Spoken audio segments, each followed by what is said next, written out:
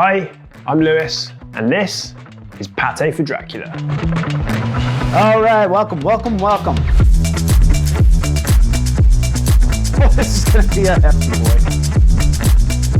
It's a creative space where we'll explore what food means, what it can do, and of course, how it can taste.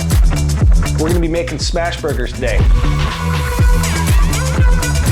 Things are curated and created by me, Lewis. I'm a small town restaurant kid from southwest Devon in the UK, where I grew up quite literally surrounded by food and cooking because my tiny family home was turned into a restaurant by my folks when I was a kid, so didn't really have a choice. You know, it's like you can take it a million different ways. I've spent plenty of time in kitchens and food trucks over the years, but while I wouldn't call myself a chef, I am now a filmmaker who loves to cook for people, and I want to use that to bring you some of our favorite recipes from chefs and home cooks, empower you to want to get involved and cook some of this stuff for yourself, and show you around some of our favorite spots to eat in the Toronto food scene. So if that tickles your pickle, hit the subscribe button, turn the notifications bell on, because we'd love to have you along for the ride. Okay, bye.